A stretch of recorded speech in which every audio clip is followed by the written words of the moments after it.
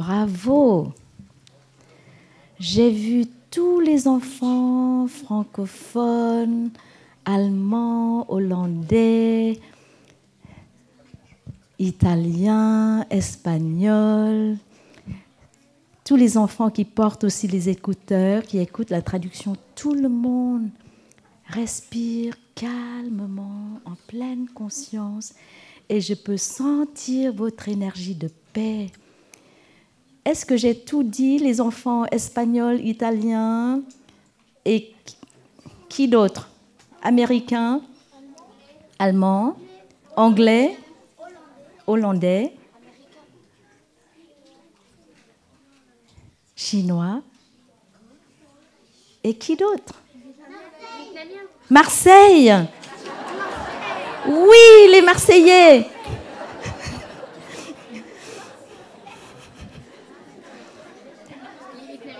Vietnamiens aussi, oui. Alors maintenant, j'essaie d'être rapide, comme ça vous pourrez sortir jouer. Est-ce que vous connaissez l'histoire de l'oie aux œufs d'or? Oui? Voilà. Il y en a d'entre vous qui connaissent l'histoire, il y en a d'autres qui ne connaissent pas. Mais ce matin, je vais vous raconter une autre histoire qui a presque le même titre. C'est la poule, pas l'oie, mais la poule aux œufs d'or. Vous voulez écouter cette histoire? Ok. Alors, l'histoire, il faut écouter attentivement parce que l'histoire a lieu au Vietnam. Donc, vous allez écouter attentivement pour voir s'il y a des choses qui ressemblent ici, en France. D'accord? Alors, il y a un petit garçon qui s'appelle Tom. Et dans sa maison, il y a ses parents. Et il est le seul fils. Et comme il est très très jeune, il ne va pas encore à l'école. Et tous les jours, il joue dans son jardin. Dans la maison, il y a un petit jardin. Et dans le jardin, il y a une poule. Une très belle poule avec la plume blanche et jaune. Ça ressemble à une poule française? Non? La poule française est de quelle couleur? Rouge! Bleu! Il faut que j'aille voir ces poules françaises. Blanche, oui. Alors cette poule, elle est blanc, jaune clair, jaune-orange. Non, cette poule, elle est jaune clair. Mais la poule française est jaune-orange. Jaune-orange, tu dis. Oui. Alors, et dans le jardin, vous savez s'il y a d'autres? Il y a un mûrier. Tout le monde connaît les mûriers? Oui, il y en a plein partout au village des pruniers. Et la poule, elle cherche partout, elle court partout dans le jardin, elle gratte la terre, elle fouille, elle trouve plein de nourriture. Et Tom, lui aussi, il joue dans le jardin, il cueille des mûres, il mange des mûres. Et vous savez, les mûres sont très bonnes pour la santé. Oui, tu sais, très sucrées et très sucrées. Et très bonnes pour la santé. Elles sont bonnes pour le foie, pour le sang, pour plein de choses. Oui, oui. Elles ont plein de vitamines et elles sont fraîches.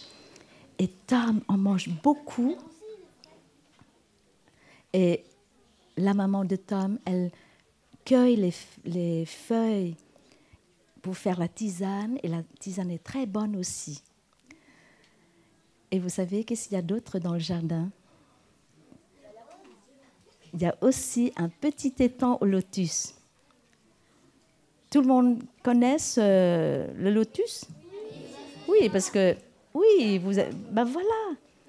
Mais avant de venir au village des pruniers, est-ce que vous avez vu les lotus? Oui. Où? Et les nénuphars aussi. Tu as vu aussi les nénuphars qui ressemblent aux lotus.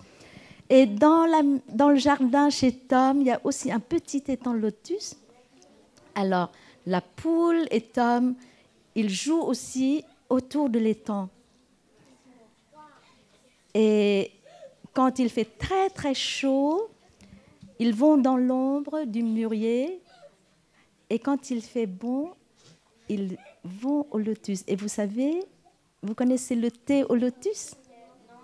Non? Tu as goûté. Et c'est avec ces fleurs de lotus, ils font le thé au lotus. Et c'est très bon, ça sent très bon. Et les feuilles de lotus, on peut faire la tisane, c'est aussi très bon pour la santé. Alors tu nous racontes, hein, vous avez une histoire aussi à raconter? Je vous raconter à tout le monde. Alors, vous savez, et un jour, Tom et la poule étaient sont en train de jouer, et tout à coup, Tom, il entend la poule. Comment on dit la poule? Cacotte. Cocoter. Cacotte. La poule. Cacoter. Cacoter. Est-ce que vous pouvez imiter une poule qui cacotait?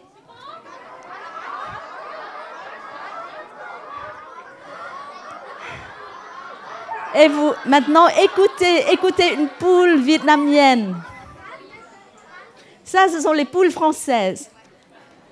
Et la poule vietnamienne, vous savez comment elle fait? Couta, couta, couta.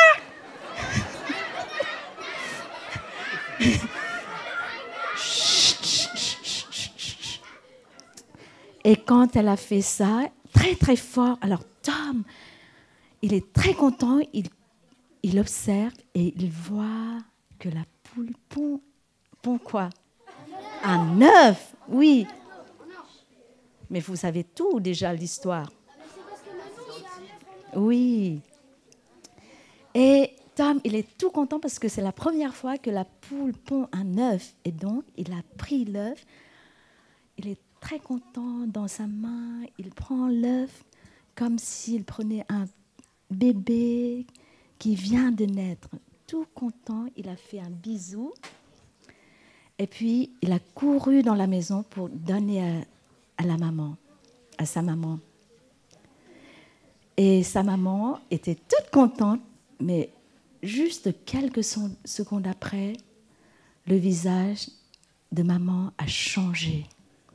De l'air content, elle devient très sérieuse. Elle regarde l'œuf. Très sérieuse.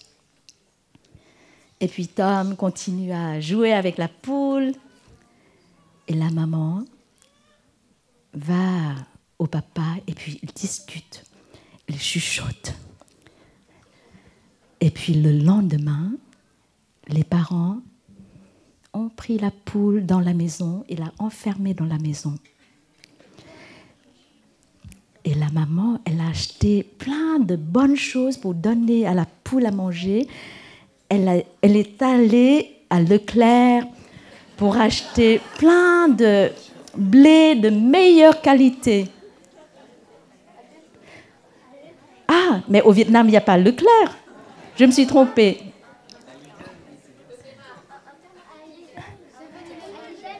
Comment?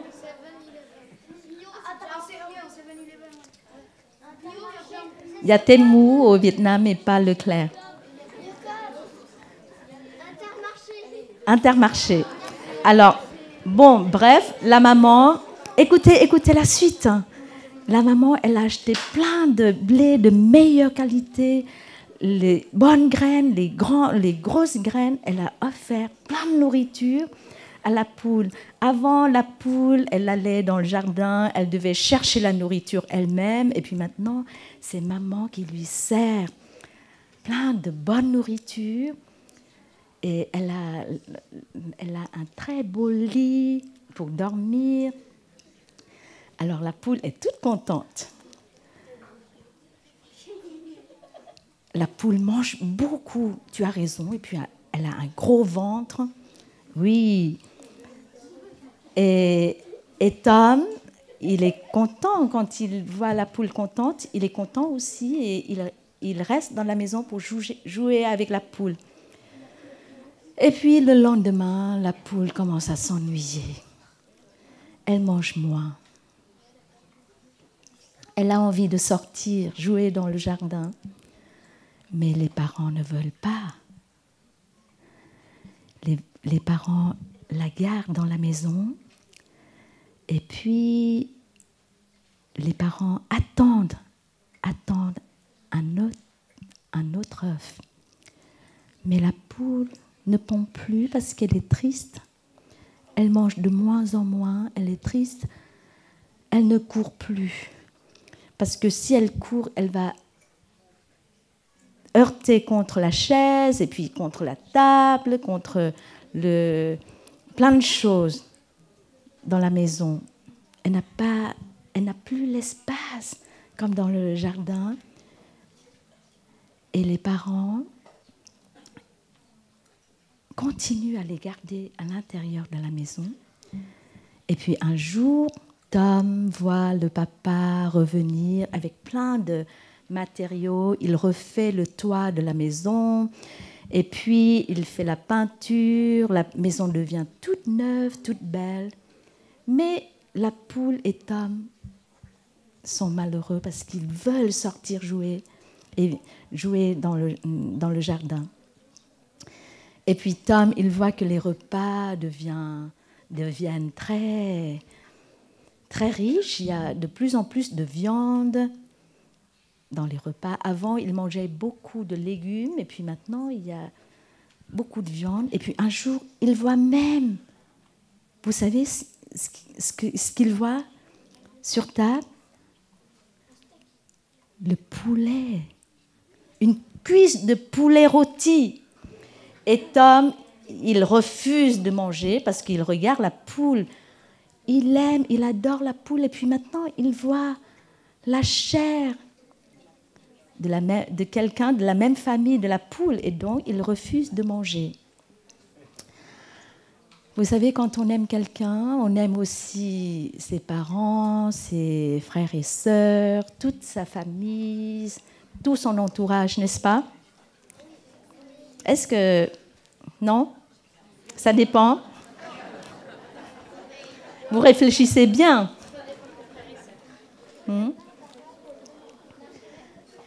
Et puis la maman, heureusement, la maman ne force pas Tom à manger du poulet. Et puis les parents continuent à chuchoter. Et puis ils voient que maintenant la poule, ça fait plus d'une semaine et la poule ne pond plus d'œufs. Et donc finalement, un jour, les parents laissent la poule retourner dans le jardin et la poule est toute contente. Elle court dans le jardin et Tom aussi. Les deux sont trop contents. Ils courent, ils jouent dans le jardin. Ils retrouvent leur paradis. Et comme la poule est très contente, exactement, vous connaissez déjà l'histoire. Tu devines. Tu es très intelligente. Elle pond un autre œuf.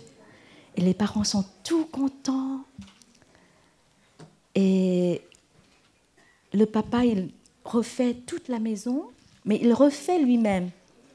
Il ne demande personne de venir faire les travaux. Même l'électricien, le plombier, il essaie de tout faire. Il ne laisse personne venir travailler chez lui. Et donc, il a beaucoup plus de travail à faire. Et jour après jour, la poule a pondu 4 œufs. Et un jour, la maman la maman, elle dit à papa, bon, maintenant on a assez d'argent, est-ce que je peux arrêter de travailler et comme ça je reste à la maison pour prendre soin de la poule, pour prendre soin de Tom? Et le papa est d'accord. Et donc, la maman ne va plus au travail, elle reste à la maison et toute la journée, elle est dans le jardin. Elle travaille dans le jardin, elle prend soin de la poule, de Tom. Et la poule et Tom sont tellement heureux et contents. Est-ce que vous souhaitez que votre maman reste à la maison avec vous? Pas toi, ça dépend. Tu réfléchis. Et vous savez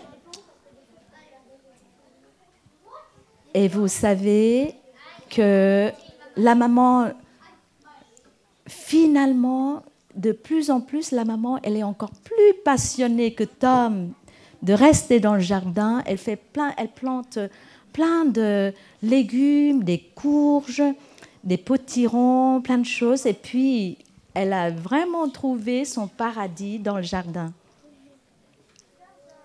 Bon, j'accélère un peu. Comme ça, vous pouvez sortir jouer. Alors, la maman a trouvé... Maintenant, le jardin devient le paradis de la poule, de Tom et de la maman. Et un jour, Tom, il a eu une idée parce qu'il voit que tous les œufs, la maman vend tous les œufs. Et Tom, il a tellement envie d'avoir un petit poussin. Est-ce que vous avez déjà eu un poussin dans votre main? Il est tout mignon, n'est-ce pas? Alors Tom, il rêve d'avoir un poussin parce qu'il voit chez les voisins, les poules ont plein de poussins et puis les poussins courent après la poule et de temps en temps, quand la maman poule étend ses ailes et puis tous les poussins accourent et restent sous les deux ailes et Tom, il rêve d'avoir les poussins. Et un jour, très rapidement, dès que la poule pond un œuf, il a pris l'œuf, il cache dans son lit et tous les jours, tous les soirs, il couvre l'œuf. Et il ne dit rien à ses parents. Est-ce que vous avez envie de couver un œuf? Mais il faut faire attention parce que si vous dormez trop bien, vous pouvez écraser l'œuf. Hein? C'est pour ça, ce n'est pas facile. C'est un travail très délicat. Ah, c'est un œuf en or et donc ça ne se casse pas facilement. Tu es très intelligente. Mais ton œuf n'est pas en or. Donc il faut faire attention. Bon, je vais terminer l'histoire.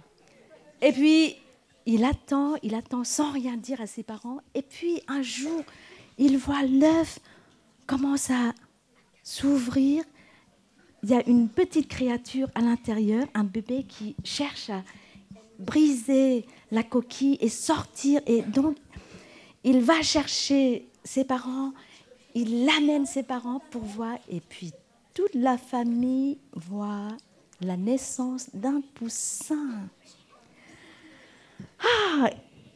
Et les parents sont tellement contents. Et donc, ils gardent. Les parents, maintenant, ils voient comment c'est précieux d'avoir les poussins. Et donc, la maman, maintenant, elle vend plus tous les œufs. Mais elle garde toujours 4 œufs pour laisser la poule couver. C'est chouette, non? Et si elle les laisse couver, les bébés peuvent encore faire des autres œufs. Oui. Vous connaissez déjà l'histoire. Et puis, vous pouvez faire votre propre histoire aussi. Bon, je vais terminer vite. Oui, parce que je vois qu'il y a plein d'histoires partout, là. Bon, et puis, finalement, la famille, les parents sont très contents parce qu'il y a plein de poussins et puis plein d'œufs. Et puis, un jour, le papa a dit que nous avons beaucoup de chance, nous avons notre petit homme, nous avons la poule, nous avons notre paradis, le jardin. Maintenant, que la poule pond les œufs en or ou non, peu importe, nous sommes heureux. Et le papa, il passe de plus en plus de temps dans le jardin pour rejoindre le paradis de maman, de la poule, de Tom. Et puis, ils n'ont plus peur que la poule soit volée ou que l'œuf soit volé. Ils sont très heureux ensemble. Voilà, l'histoire est terminée. Comme ça, vous pouvez sortir jouer. Est-ce que vous aimez bien l'histoire? Oui. Merci.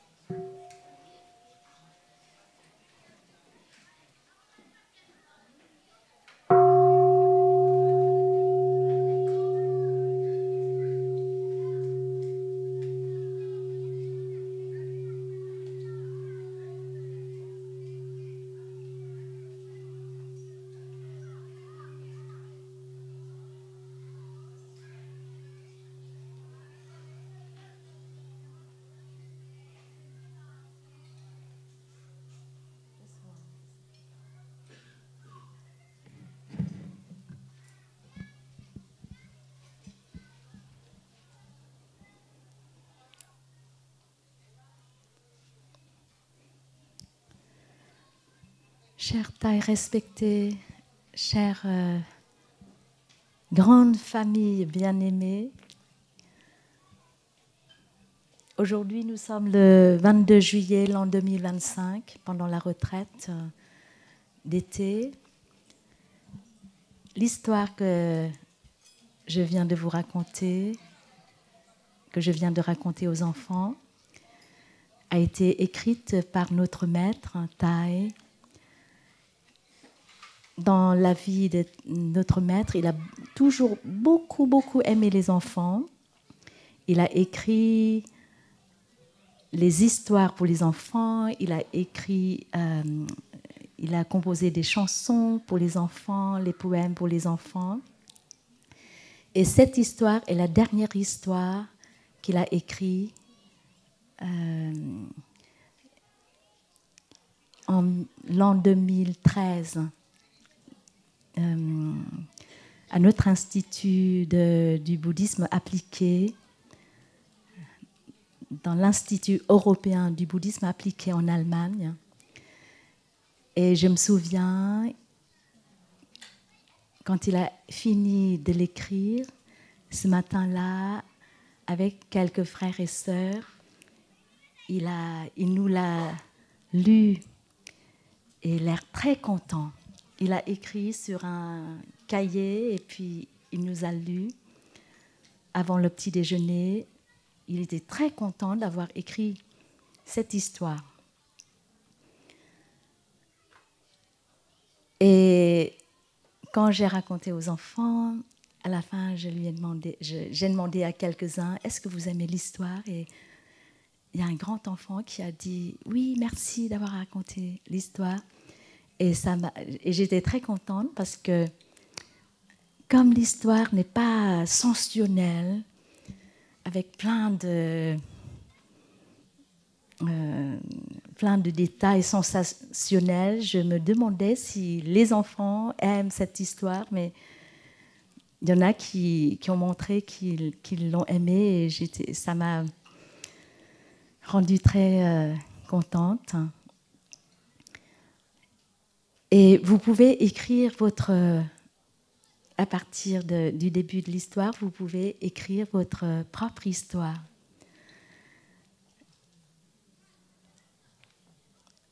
Parce que peut-être on peut écrire une autre histoire parce que les parents peuvent faire d'autres choses avec l'œuf d'or. Les parents peuvent investir dans d'autres choses, dans l'immobilier, dans la bourse, dans plein de choses pour avoir plus d'argent. Et peut-être l'histoire va continuer, mais autrement. Et j'étais très contente quand j'ai lu l'histoire parce que c'est une fin heureuse. C'est une belle fin. La famille est heureuse. Tout le monde est content. Tout le monde est heureux. Mais si les parents ont décidé de faire autre chose, peut-être la fin aurait été différente. Tout au début, les parents ont fait, et tout de suite, j'ai compris que ils avaient peur que les voleurs viennent, ils ont peur de perdre la poule. Tout ça, je pense que nous tous, tout le monde a cette peur. Et ils ont cherché à protéger la poule, l'œuf, et garder le secret pour la sécurité et pour la protection, tout ça, et c'est normal. Et en regardant, en observant les membres de ma famille, j'ai vu ça quand on n'a rien, on est très, très proches les uns des autres, mais dans ma famille, quand il y a quelques membres, quand ils ont eu plus d'argent, c'est aussi l'intention de protéger, et ça les a éloignés de leur entourage, des autres membres de la famille, de leur voisinage, de l'entourage. Et tout au début, Tom avait son propre paradis. Et il semble que les parents ne comprennent pas le paradis de la poule et de Tom. Mais heureusement, avec l'observation, les parents ont compris que pour le bonheur de la poule, il faut la ramener au jardin. Les parents n'ont pas voulu transformer à l'intérieur de la maison en un jardin avec le soleil artificiel ou plein de choses artificielles. Heureusement que les parents ont compris et ont ramené la poule à son lieu. Et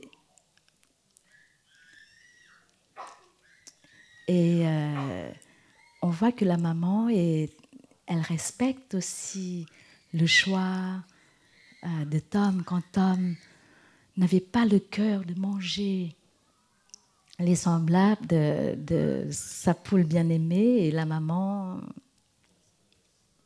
a respecté son choix. Et le papa, au début, l'argent, l'œuf d'or et l'argent ne l'a pas vraiment aidé, parce que le papa avait encore plus de travail à faire. Il devait tout faire,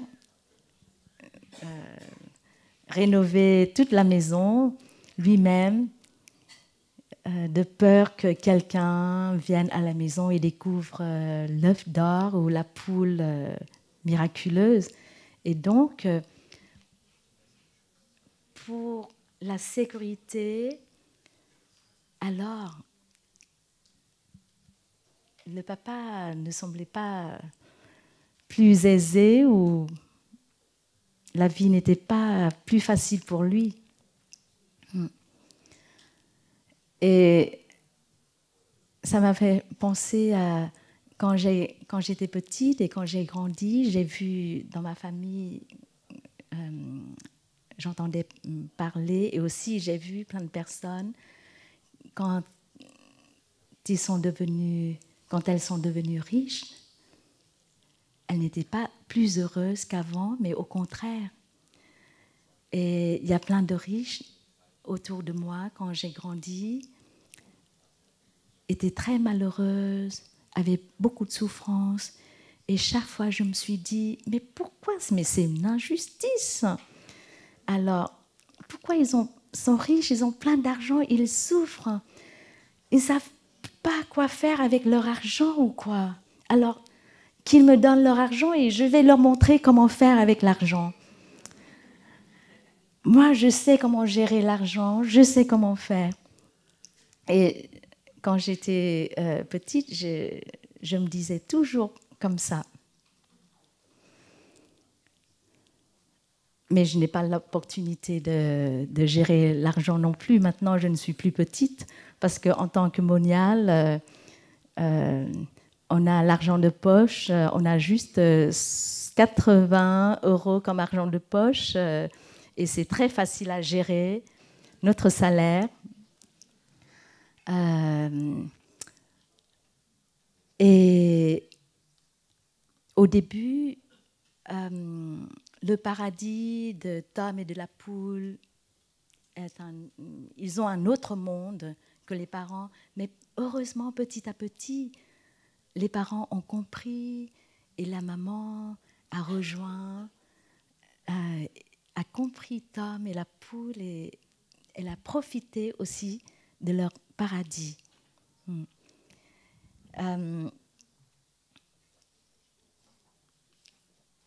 Si, imaginons, si la maman et les parents ne comprennent pas le monde et le bonheur de Tom et de la poule, ils peuvent continuer beaucoup de souffrances, non seulement à eux, mais aussi à leurs enfants.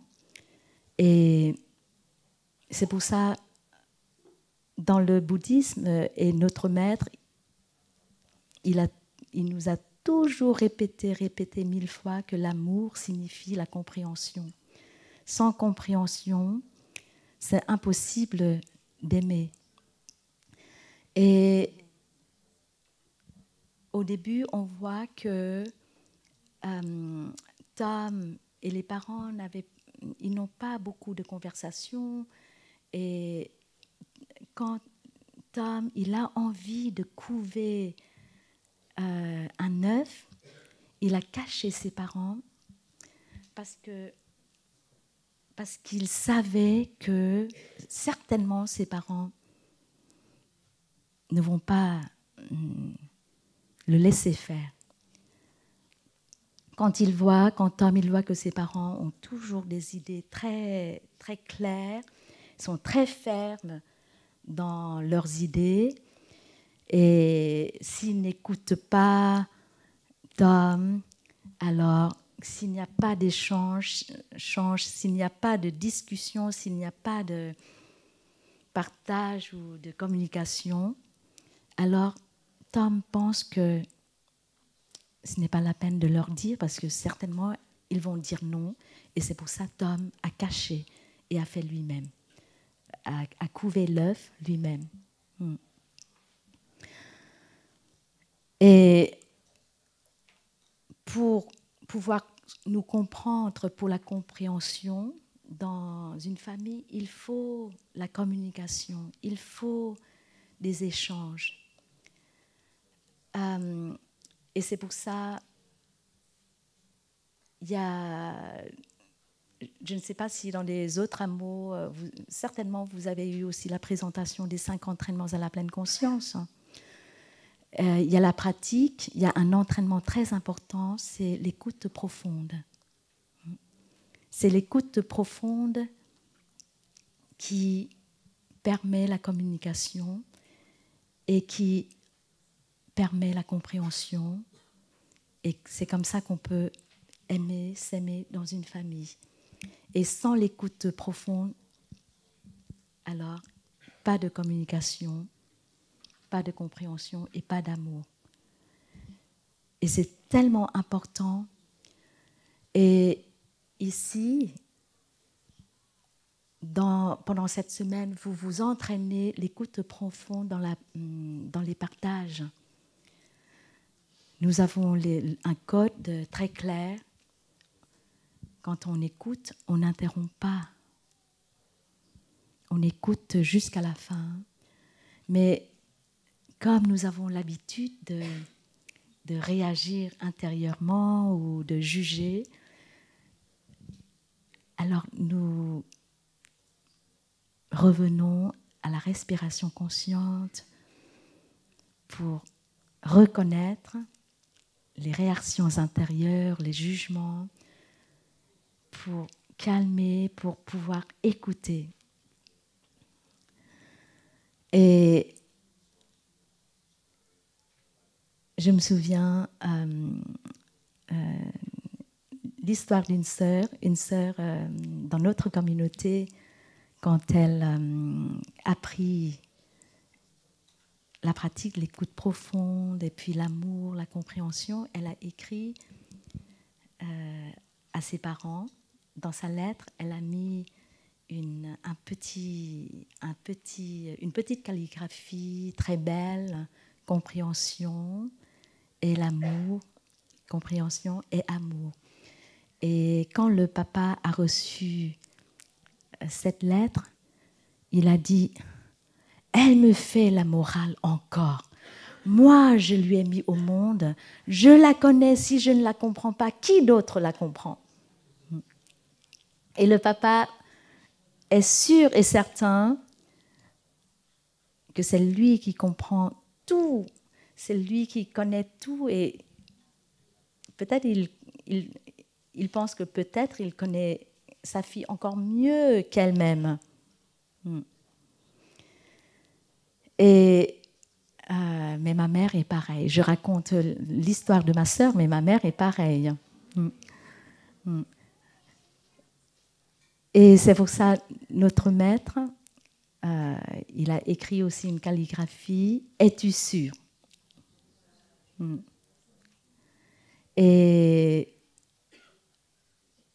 Mais M. Descartes, il a dit aussi « Connais-toi toi-même ». Parce que même moi, est-ce que je me connais? Est-ce que je me comprends? Et c'est aussi une phrase très zen de M. Descartes.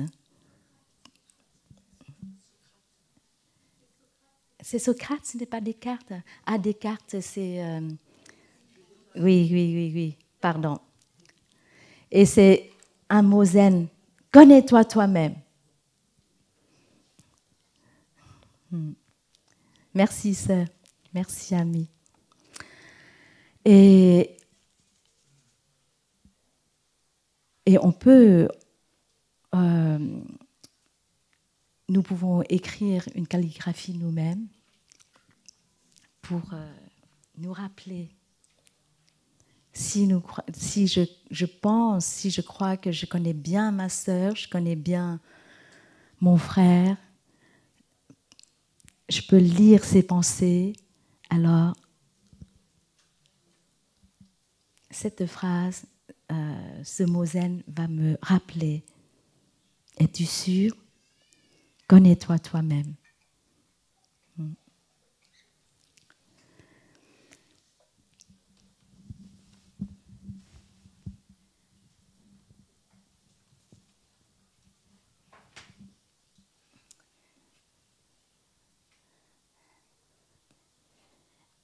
Chacun, chacune de nous, chaque personne d'entre nous, nous pouvons écrire l'histoire nous-mêmes. Et quand nous écrivons l'histoire, nous allons remarquer que pour nous, le bonheur, qu'est-ce que c'est le bonheur? Parce qu'en écrivant l'histoire, inconsciemment, nous allons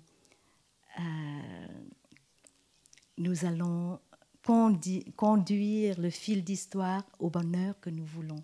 Et nous pouvons identifier pour nous qu'est-ce que c'est le bonheur. Qu'est-ce que c'est pour nous le vrai bonheur? Le vrai bonheur, c'est un bonheur qui dure longtemps. Si ce bonheur est éphémère, si ce bonheur ne dure pas longtemps, ça peut être le plaisir, la joie, mais le vrai bonheur est un bonheur qui dure longtemps, qui est durable, qui me rend heureux et aussi mon entourage heureux.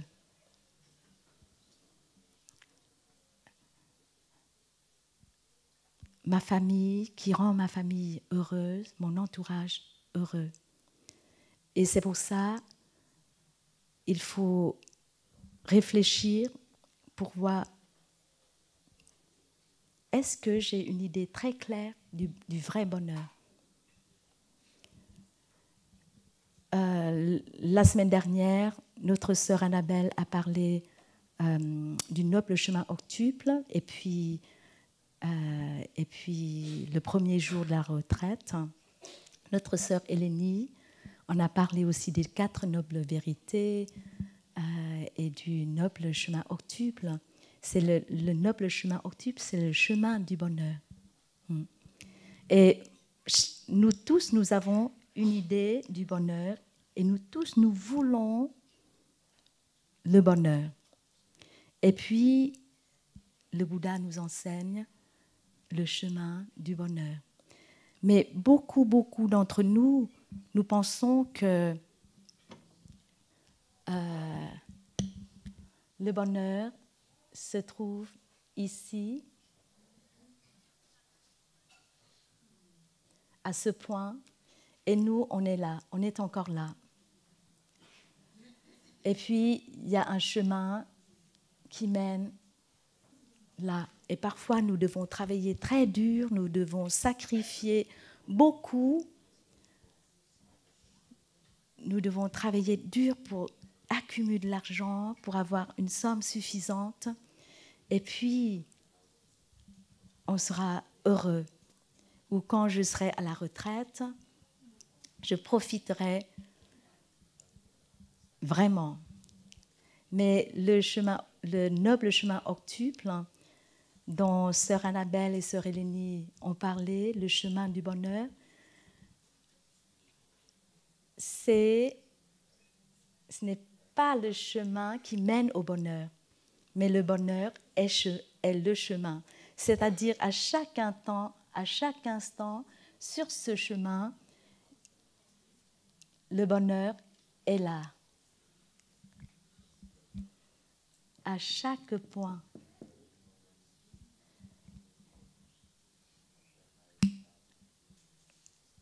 Il y a la pensée juste.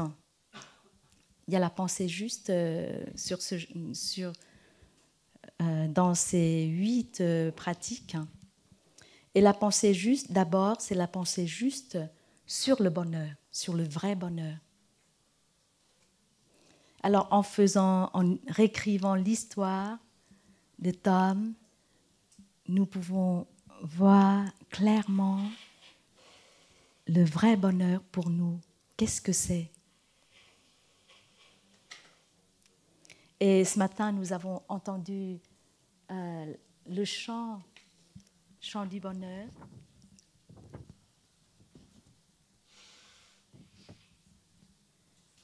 Parce qu'un jour, quelqu'un a demandé au Bouddha qu'est-ce que c'est le vrai bonheur, et le Bouddha a donné ce discours, cet enseignement. Et à la fin de son discours, ce qui résume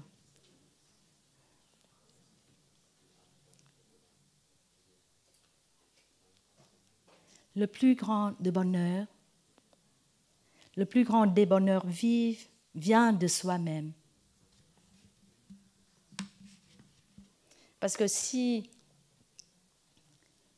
on dépend des conditions extérieures, si on dépend d'une personne ou de personnes, alors ça ne vient pas de soi-même. Et comme toute chose est impermanente, toutes les personnes sont impermanentes. Alors si nous dépendons, notre bonheur dépend de quelqu'un ou des conditions extérieures, qui nous garantit que ce bonheur va durer? Et si ce bonheur ne dure pas longtemps, alors ce n'est pas le vrai bonheur. Et le vrai bonheur vient de soi-même. Et dans la psychologie bouddhique ou dans l'étude de la conscience, nous apprenons que la vie d'une personne, qu'elle soit heureuse ou non, dépend des graines dans sa conscience profonde. Et ces graines, bien sûr, nous recevons des graines de nos parents, ce sont les gènes. Nous héritons les gènes de nos parents, de nos ancêtres, et puis ces graines, nous les recevons aussi pendant notre vie, de notre entourage, de l'environnement. Et donc, les gènes jouent juste un rôle, un petit rôle. Et puis, il y a encore l'environnement.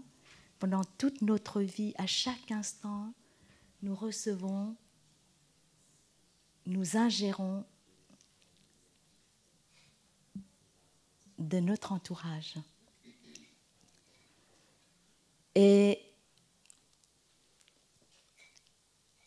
c'est nous qui décidons où nous mettre dans tel environnement, dans tel entourage, pour recevoir ces graines.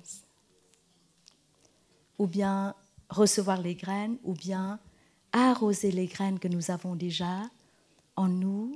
Et ces graines, quand elles sont arrosées, elles vont germer, elles vont pousser, elles vont devenir arbres, les grands arbres, elles vont donner des fleurs, des fruits. Et donc, si nous avons une pensée juste du bonheur, ça ne veut pas dire que nous pouvons vivre heureux, vivre avec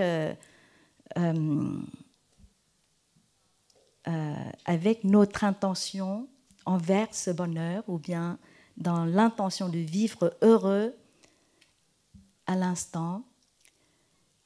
Avoir une pensée juste du bonheur ne suffit pas, parce que parfois les graines en nous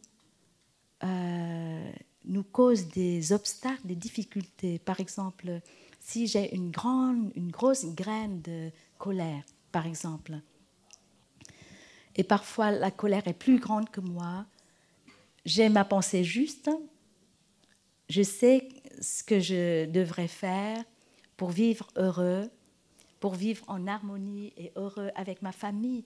Mais il y a les émotions, les sensations qui sont plus fortes que moi, parce que ma graine de colère est très, très grande. J'ai laissé mon entourage, j'ai laissé la média arroser ma graine de colère en lisant, en écoutant, en regardant les films, en recevant les informations à travers mes yeux, à travers mes oreilles. Je laisse arroser ma graine de colère régulièrement, et c'est pour ça ma graine de colère est très grande. Et même si je sais que je veux être gentille, je veux être tendre et agréable envers ma fille, mais dès que ma fille dit quelque chose, tout de suite, je me mets en colère. C'est parce que ma graine de colère est grande, parce que je n'ai pas fait attention à ma consommation. J'ai consommé à travers mes yeux, à travers mes oreilles, avec mes pensées. J'ai arrosé, j'ai permis à ma graine de colère se développer, et donc cette personne dit la même chose, mais papa n'est pas en colère. Par contre, moi, ça me rend très, très furieuse. Et la différence, c'est parce que dans ma conscience profonde, mes graines sont différentes que les graines de l'autre personne. Et c'est pour ça, quand nous pratiquons la pleine conscience, nous reconnaissons ce que nous avons en nous, les bonnes graines, les graines de l'amour, les graines de la paix, les graines de la générosité, nous les arrosons pour qu'elles soient grandes. La graine de l'écoute profonde, de la compréhension, nous développons ces graines et nous pouvons reconnaître aussi les habitudes très profondes en nous. Nous les reconnaissons, nous sourions à ces habitudes qui causent beaucoup de souffrance. Nous prêtons attention à ces habitudes pour embrasser avec notre respiration de la pleine conscience, notre respiration consciente, et petit à petit, nous pouvons les calmer, les transformer. C'est seulement avec la pleine conscience qu'on peut faire un changement. C'est pour ça, dans le chemin octuple, il y a la pleine conscience.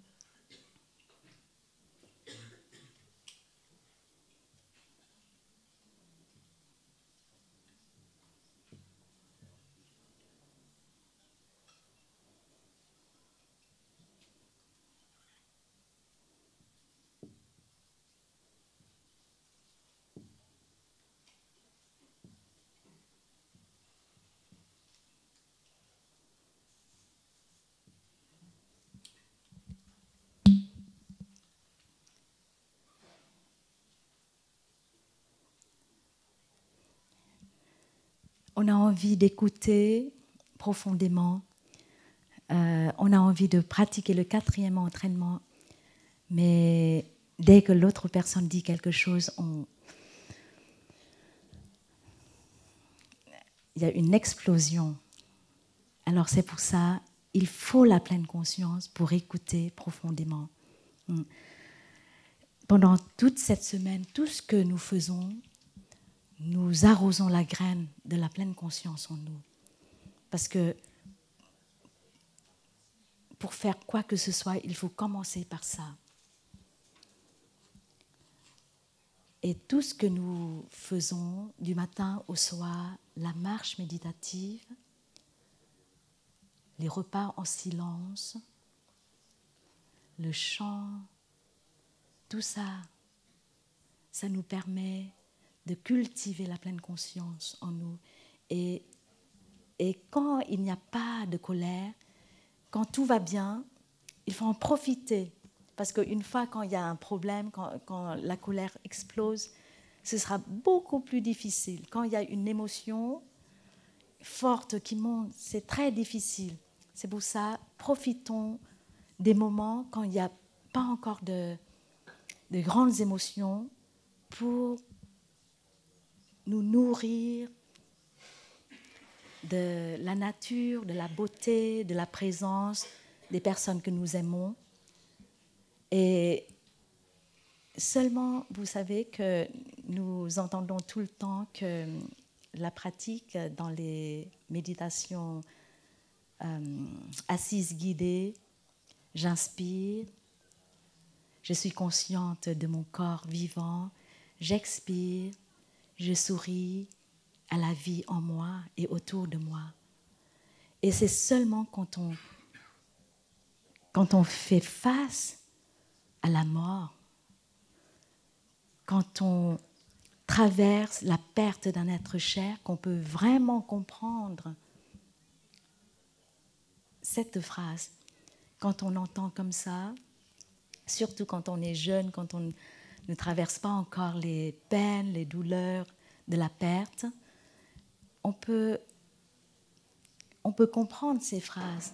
J'inspire, je reviens, je suis consciente de mon corps vivant, j'expire, je sais que c'est un miracle, mon corps est un miracle. Je comprends cette phrase, mais c'est mon intellect.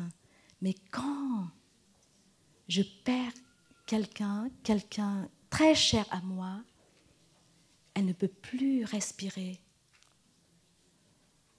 Juste une condition manque et je vois cette personne, elle arrête de respirer. Et là, je vois combien ce corps est précieux, combien ce corps est miraculeux. Et seulement quand on traverse les moments de deuil, quand on traverse le deuil, qu'on traverse la souffrance, on peut vraiment comprendre et chérir la vie. Et c'est pour ça, la souffrance, c'est pour ça qu'on parle de l'inter-être. Ici, vous entendez, quand vous avez entendu les 5 entraînements à la pleine conscience, vous entendez aussi, vous apprenez aussi la vérité de l'inter-être. C'est la souffrance qui nous permet de grandir et de toucher le bonheur. C'est comme le lotus, il pousse de la boue. À partir de la boue, une fleur parfumée, épanouie. Et la pleine conscience, quand on pratique la pleine conscience,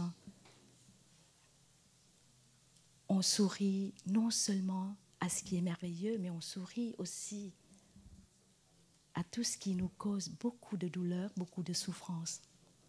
parce que c'est à partir, parce que sans souffrance, il n'y aurait pas de bonheur. Et la pensée juste, c'est une pensée qui ne fait pas la discrimination entre la souffrance et le bonheur, une pensée qui va dans la direction de l'inter-être, de l'interdépendance.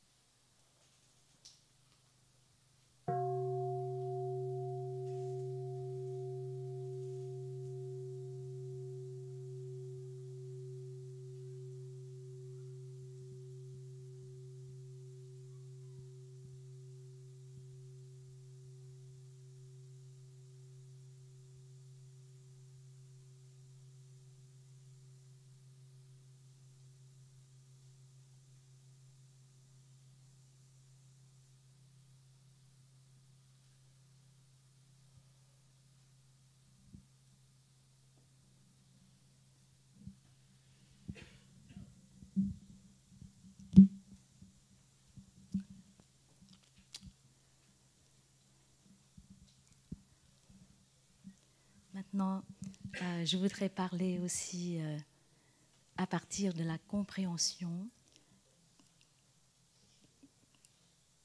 Quand on comprend, qu'est-ce qu'on comprend? On comprend, merci, une pratique très importante au village des Pruniers, c'est l'écoute profonde, pour pouvoir comprendre la personne que nous aimons. Et comprendre quoi? Nous voulons comprendre la joie, le bonheur de la personne. Qu'est-ce qu'elle aspire? Son aspiration. Pour elle, qu'est-ce que c'est le vrai bonheur? Son paradis. Et quand on comprend ses joies, son bonheur, alors on peut lui apporter de la joie. Et aimer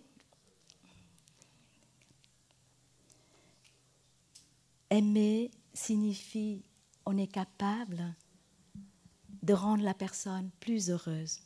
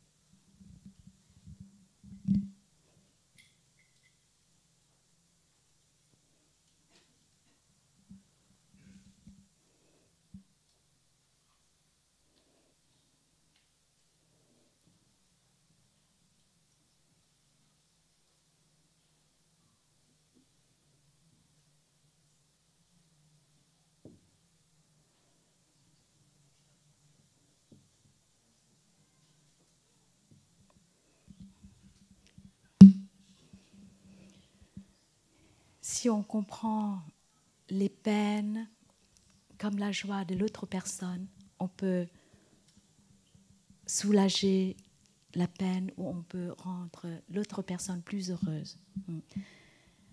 Par exemple, si l'autre personne souffre beaucoup de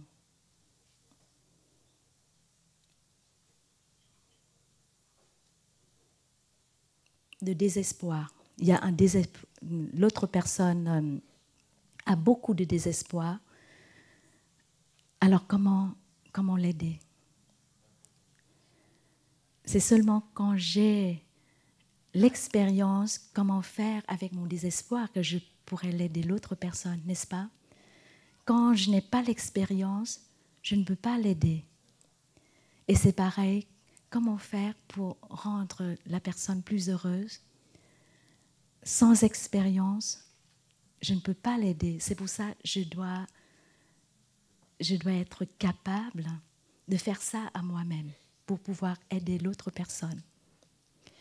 Et donc, écouter profondément, ce n'est pas seulement écouter profondément l'autre personne, mais écouter profondément moi-même.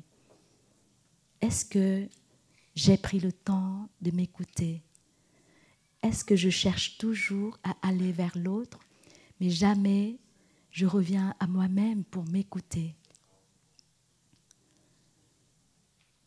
Et la respiration consciente nous aide à ramener notre esprit à notre corps pour être totalement présente, pour écouter notre corps, pour écouter notre sensation, pour écouter nos pensées, pour écouter tout ce qui se passe en nous.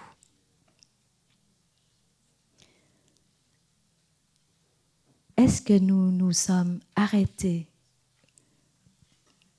pour nous écouter, ou si nous continuons à courir tout le temps et parfois courir après le bonheur, une idée du bonheur que nous construisons.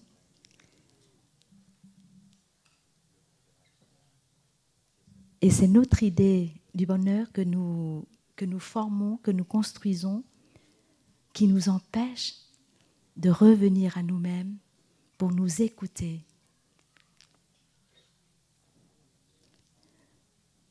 C'est pour ça que l'écoute de soi-même est très, très, très importante.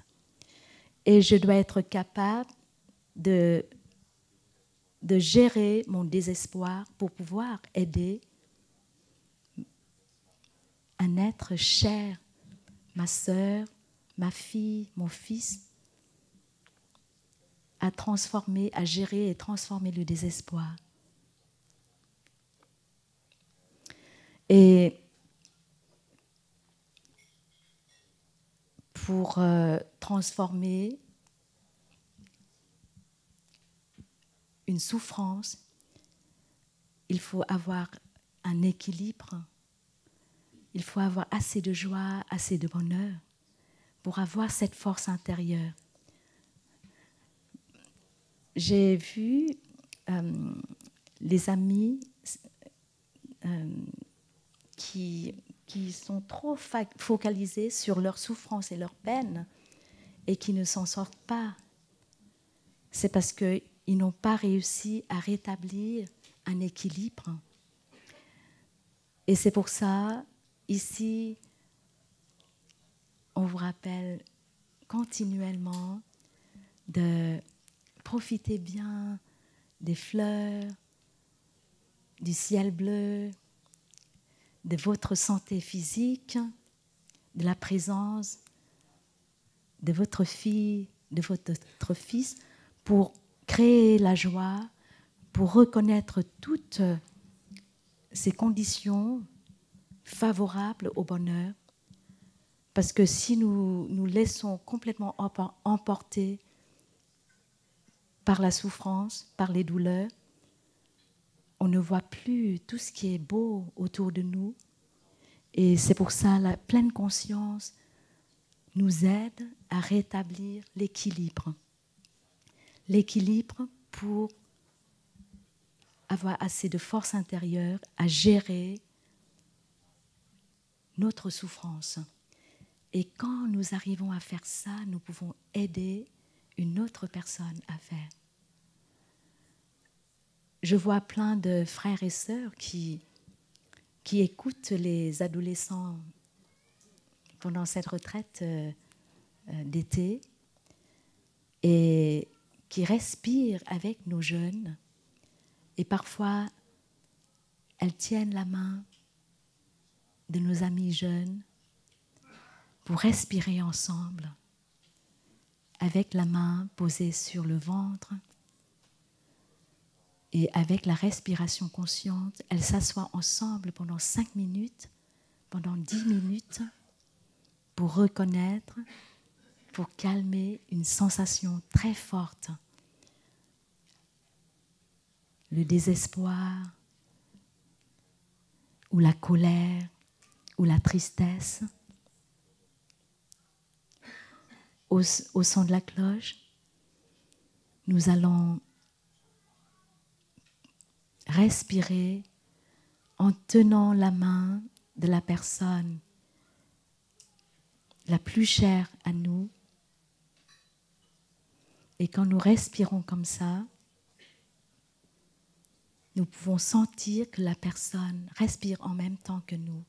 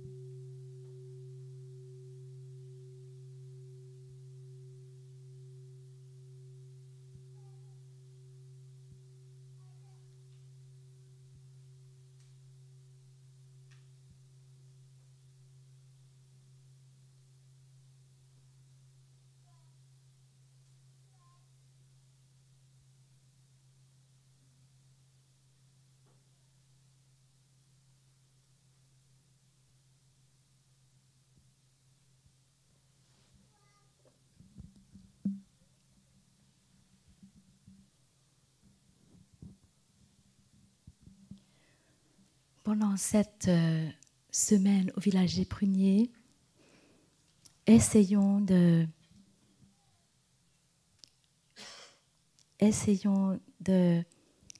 réussir, de maîtriser la technique d'étendre notre corps, d'étendre notre mental, parce que nous avons tous, plus ou moins, une certaine tension physique ou une tension mentale. Et pendant notre séjour ici, nous devons être capables de détendre, de relâcher la tension physique et mentale en nous.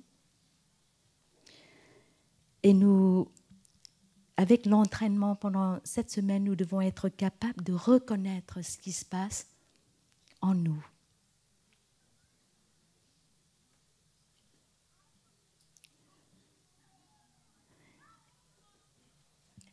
Et quand nous sommes capables de reconnaître ce qui est beau, ce qui est bien en nous, et aussi de créer les joies très simples, alors nous pourrons aider la personne que nous aimons le plus à faire la même chose. C'est-à-dire, nous pouvons aider l'autre personne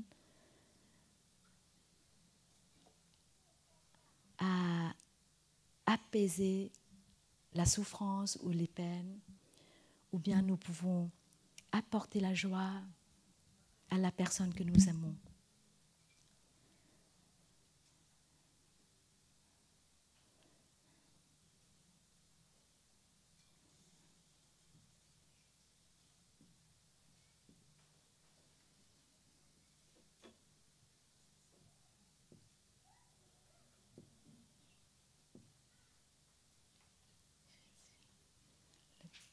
Discrimination.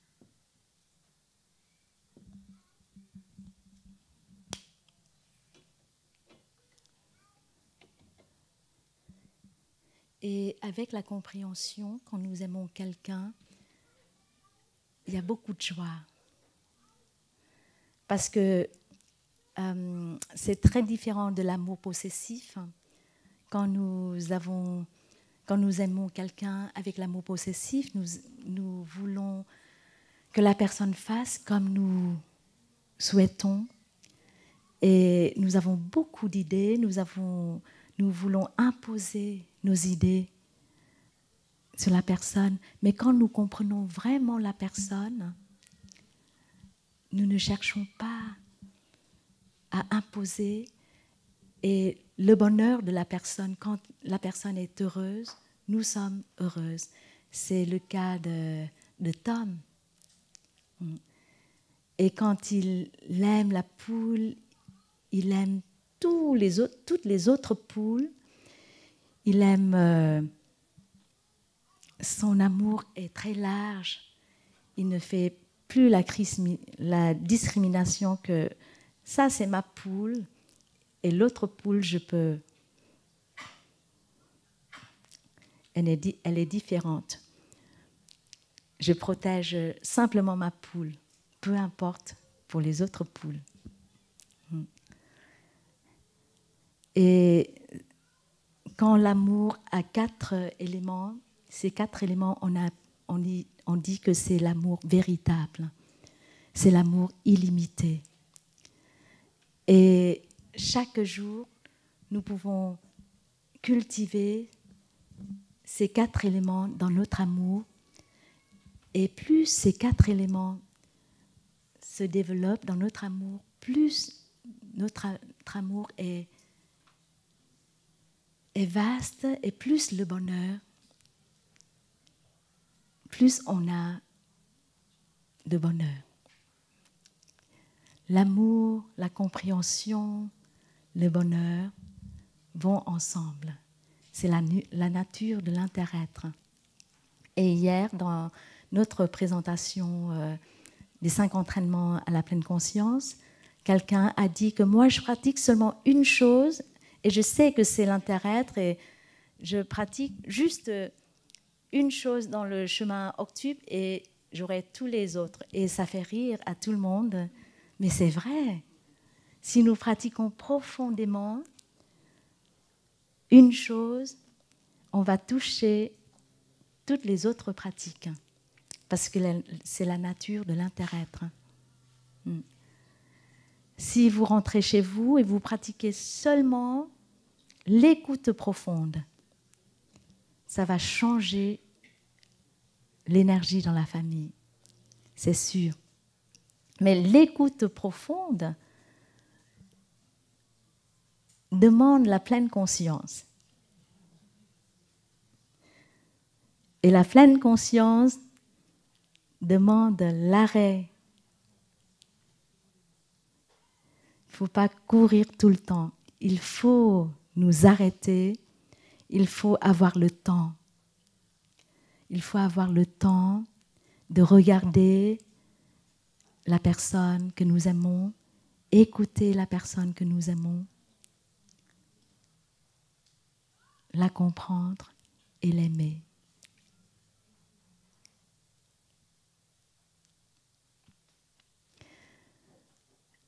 Je sais que plus de 90% de vous sont les parents. Pendant cette retraite d'été, la plupart sont parents. Et c'est pour ça que je voudrais partager cette histoire de Tom et puis la pratique de l'amour véritable. Et s'il vous plaît, vous profitez de chaque instant pendant votre séjour. Tout ce que vous pratiquez, ça va vous aider, ça vous aide à cultiver l'amour, le bonheur, votre bonheur familial.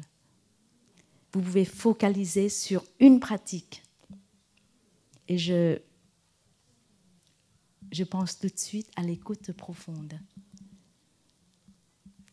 Parce que c'est essentiel. Une fois que nous écoutons profondément l'autre personne, on comprend, on a l'amour et naturellement, nous avons la parole juste. On n'a pas envie de dire les mots durs, les mots méchants pour blesser l'autre personne parce que nous avons l'amour en nous. Et si par maladresse, nous n'utilisons pas le bon mot, mais notre énergie est aimante, et l'autre personne comprend aussi. L'autre personne comprend que, elle a dit ça, mais ce n'est pas ça. Parce que quand on parle, il y a aussi l'énergie qui parle, non seulement les mots. Et quand on est totalement présent,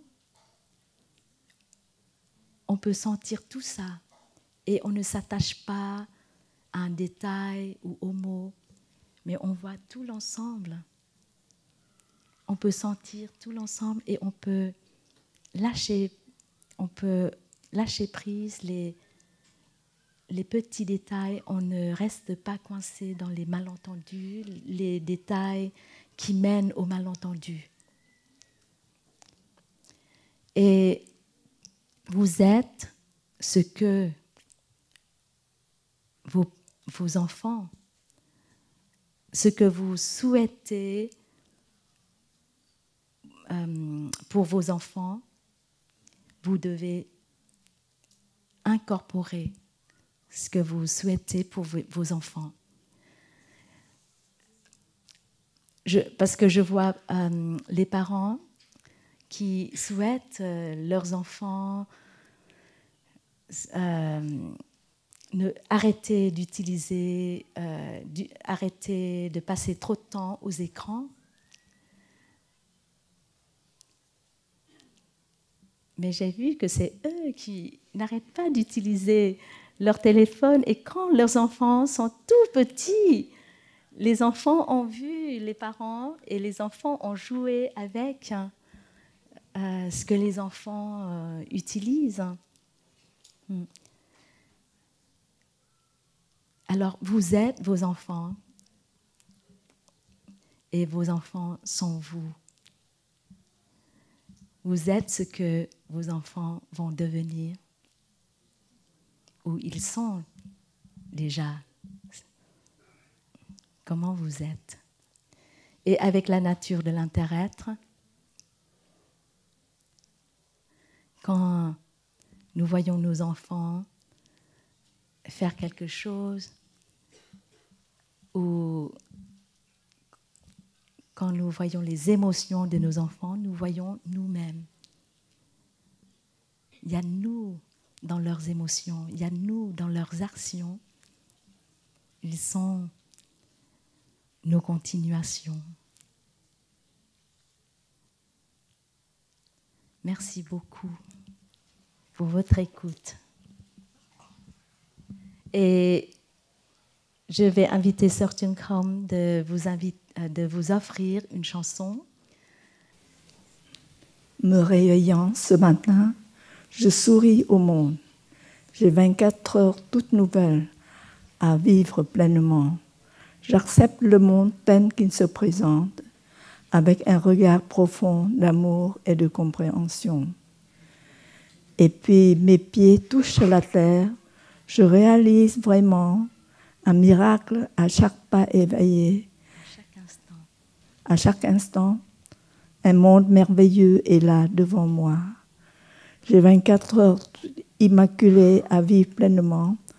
Quand j'allume la lumière, je me rappellerai pleine conscience et lumière, oubli et ténèbres. Ramenant ma pleine attention, je fais rayonner le monde de bonté aimante, d'amour et de compréhension. Me réveillant ce matin, je souris au monde. J'ai 24 heures toutes nouvelles à vivre pleinement. J'accepte le monde tel qu'il se présente, avec un regard profond d'amour et de compréhension. Mes pieds touchent la terre, je réalise vraiment un miracle à chaque pas éveillé. À chaque instant, un monde merveilleux est là devant moi. J'ai 24 heures immaculées à vivre pleinement. Quand j'allume la lumière, je me rappellerai pleine conscience et lumière, oubli et ténèbres, me ramenant ma pleine attention, je fais rayonner le monde de bonté aimante, d'amour et de compréhension. Me réveillant ce matin, je souris au monde. J'ai 24 heures toutes nouvelles à vivre pleinement. J'accepte le monde tel qu'il se présente, avec un regard profond d'amour et de compréhension. Mes pieds touchent la terre, je réalise vraiment un miracle à chaque instant. Un monde merveilleux est là devant moi. J'ai 24 heures immaculées à vivre pleinement. Quand j'allume la lumière, je me rappellerai, pleine conscience et lumière, oubli et ténèbres, ramenant ma pleine attention, je fais rayonner le monde de bonté aimante, d'amour et de compréhension. Merci, Chico. Vous savez, Sœur Tien Krong est notre sœur aînée et elle a 87 ans et elle vient de vous chanter ce qu'elle vit chaque jour. Merci, Chico.